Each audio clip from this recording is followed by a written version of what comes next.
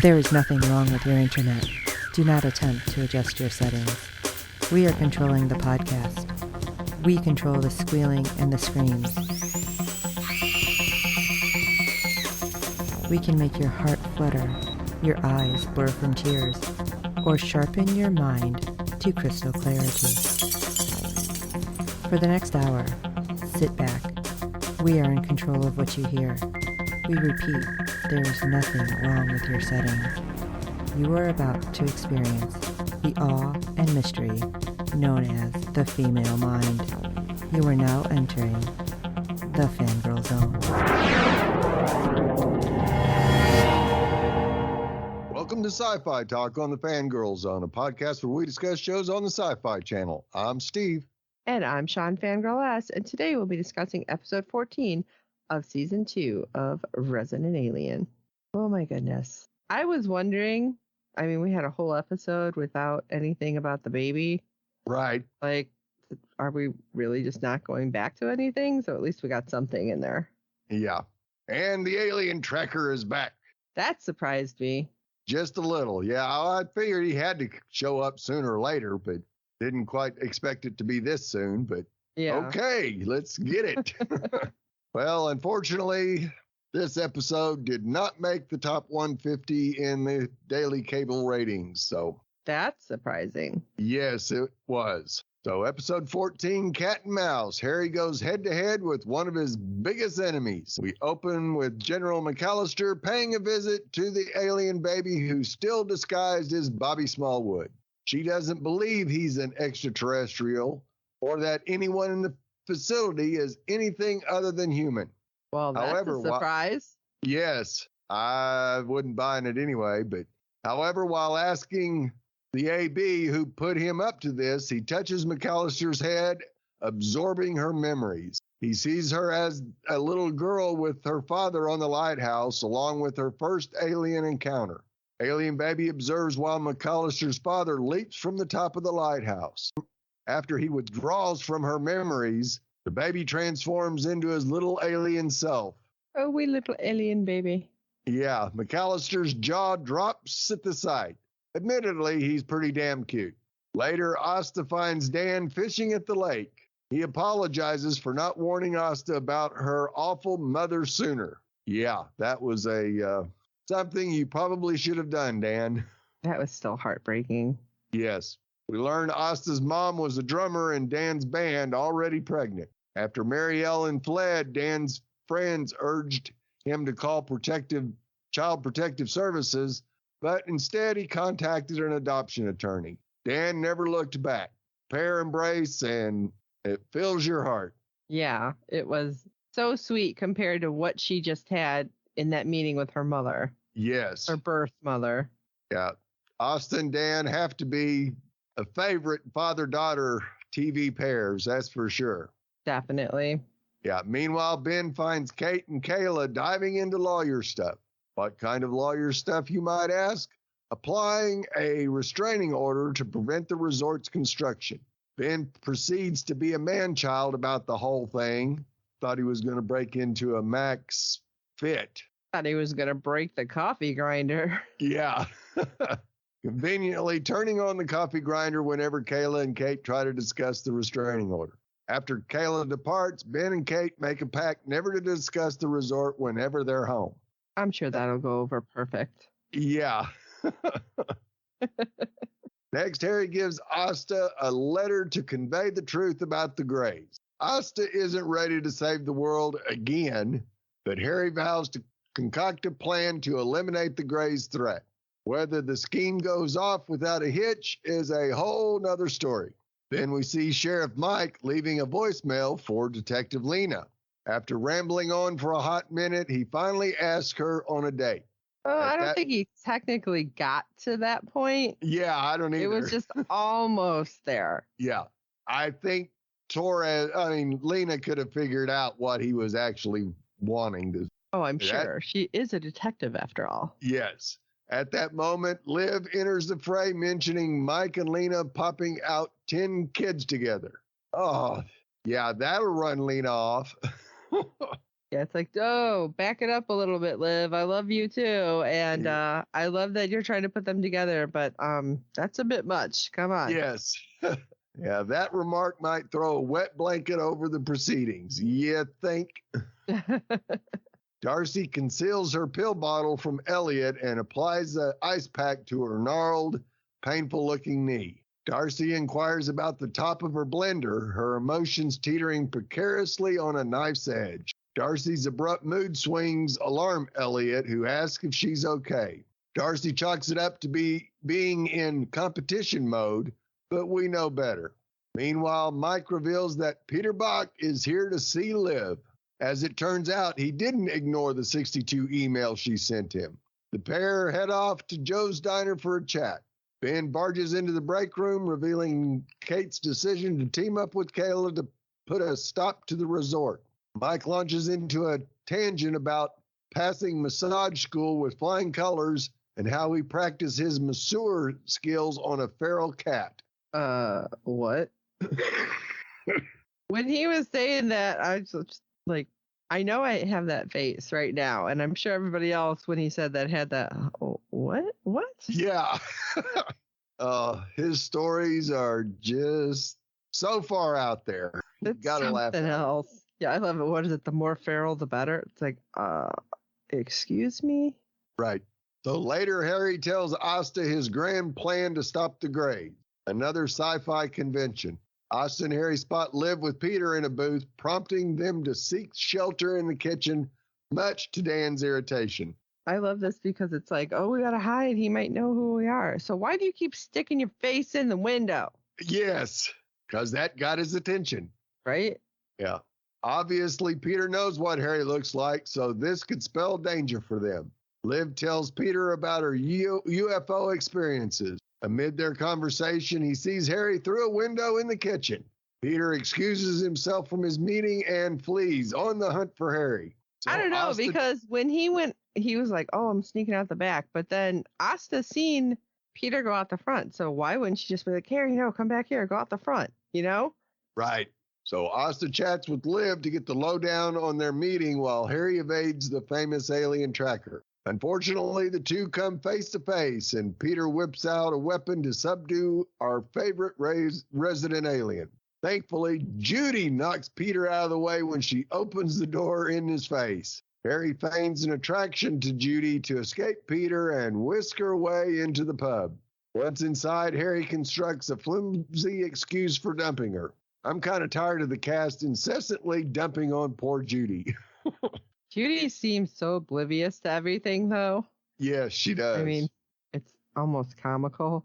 Yeah, she's funny, but it'd be nice to see the show flesh her out just a little bit more. Judy's deserving of love like everyone else. Meanwhile, Peter returns to his meeting with Liv. She gives him a detailed book chronicling patients' potentially alien events. Peter finds a sketch of Harry in his alien form from season 1. Liv claims it was an elaborate ruse crafted by Max. However, Peter knows better. He asked to meet with Liv later that day at the 59. Okay, so he kept saying, do you have a pub we can meet at? And or is it a tavern? And they have the pub. But I didn't understand what the difference was, and I did not look it up. But I'm like, why is he so adamant on basically meeting at a bar, but it has to be a certain type of bar? I mean, right. More likely seedier. Serves booze. Serves food as well. Oh, is that the difference? I believe so. Okay. I don't know. I call them all bars. Yes. Next, Judy gives Darcy some pills at the latter's request. I hope Darcy gets help. It's a slippery slope she's on, and it's not one of the skiing persuasions, that's for sure. Yeah, that's kind of scary how they're showing her spiral so fast. But we also don't know what the time frame is at this point. No. So Harry stops at the clinic to eat Ellen's lunch as usual. Getting back at Ellen. Asta urges Harry to return to his cabin since Peter hunts for him. Speaking of, Peter encounters Max. He asks Max about the sketch of Harry, which Max brushes off as a prank he pulled. Peter digs deeper after noting Max's lie. He hands Max his card should the kid change his mind. Later, Mike joins Ben, Kate, and Max for dinner, hoping to convince Kate to put the kibosh on the restraining order. Max departs during the dinner, clearly feeling the tension radiating between his parents. Oh, you think? Yeah. Because that got weird real fast. Yes, it did. Ken and Kate and Ben break their new rule about not discussing the resort while Mike stokes the flames. Meanwhile, Kayla and Asta hang out at the 59 with Kayla comforting her cousin after the encounter with Mary Ellen. They observe while Darcy spews venom at a customer because his tip is meager. That's pretty rough. Yeah, her overreaction worries Asta. After the guy storms out, Darcy's demeanor does an alarming 180. I mean, she was throwing coins at him. Yeah. So Max finds Harry sitting on his bed and gorging himself on Max's leftover Halloween candy. This was hilarious. When he's like, oh, your candy's stale. How long are we past Halloween? Yeah. Because seriously, chocolate stays good for like a long time. Steve and I both can tell you, working in retail, we get Halloween candy in way earlier than you think. Yes. I wouldn't be surprised if there's some in storerooms right now. I'm just saying. So how old is this candy? Harry persuades Max to refrain from giving away his location to Peter. They're friends, remember? And this scene kills me. Any interaction featuring Harry and the kids is sure to be hysterical. In retaliation, Harry steals Max's Halloween candy and pretends to call a friend while climbing out the window. Sure, Max 100% bought that. Next, Mike and Liv drink at the pub. Honestly. Yeah. We learn that Peter stood up Liv for their later meeting, but she assumes he's merely tailing an alien. Detective Lena waltzes into the bar, making a beeline for Max and Liv's table. Liv departs quickly to give them some space. Of course, Mike and Lena bond over their choice of a knife. These two are peas in a pod. Sure, that's what we'll call them. Yeah. Ben and Kate sit on the couch silently, each reading a book.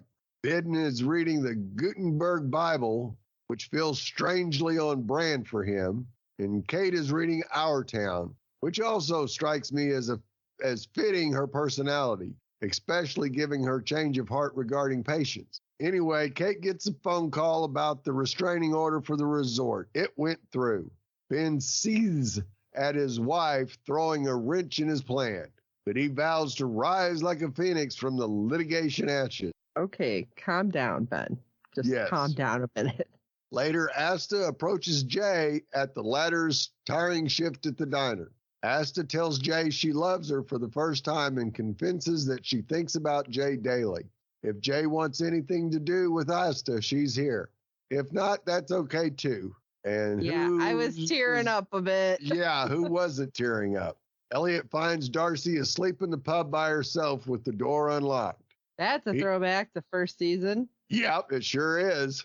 He reminded her she missed their hangout session. He waited 2 hours for her. Darcy claimed she was merely cleaning after closing. Yeah, it didn't look like any cleaning got done there. No. Elliot urges Darcy to be honest and tell him what's happening with her.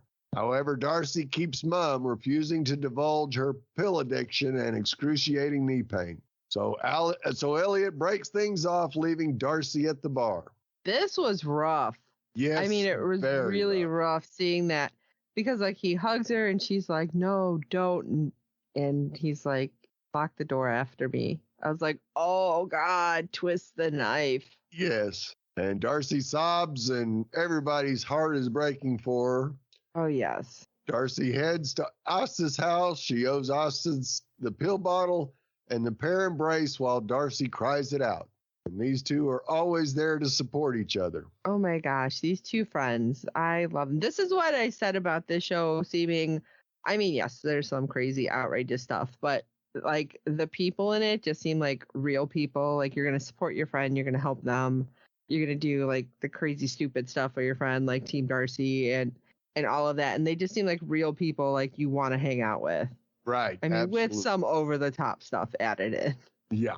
Meanwhile, Peter sneaks into Harry's cabin while the latter sleeps. Peter stands over Harry's slumbering form, procures his weapon, and zaps Harry with it. And did you notice that it looked like the blankets were like smoking after that? Yes. Wow. Yeah, I was afraid it might burn the whole cabin down there for a minute. Oh my gosh. That would have been horrible. However, Harry's elsewhere, clearly staging his bed to look like he's in it. Then Peter wanders into the living area, finding Harry looming behind him in his complete extraterrestrial form. The shot switches to an external one of the cabinet as we hear Peter yell and see a blue glow emit from the windows. It seems Max picked a side, Harry's. And not sure Peter made it through that, but I guess we'll find out in the next episode. I mean, that's a lot of energy Voltage. running through you. Yeah. But all of those lights were lighting up? Yeah, and Peter is not a young man. No. Well, we'd love to hear your thoughts on each and every episode this season. Our deadline for feedback is 6 p.m. Eastern every Friday during the season. You can send your feedback via email or audio to contact us at fangirlzone.com. Please review and rate us on iTunes and any other platform you use for your podcast. With good ratings and reviews, it helps other fans of the show find us, as there are a few other Resident Alien podcasts out there. Tell your friends, and we do hope you're enjoying our podcast. And don't forget to check out the other great Fangirl Zone podcasts. You can check us out at www.fangirlzone.com. We have a contacts page with all of the ways to get a hold of us. We have our podcast page. And we, of course, want to thank everybody who's been following us and who recently started following us on all of our platforms. We have some more people joining us on YouTube. Thank you for joining us there. And for this episode of Sci-Fi Talk, I'm Steve. If I was hungry and I saw a pizza on a hook, I might not be able to control myself either. and I'm Shawn Fangirl S. And until next time.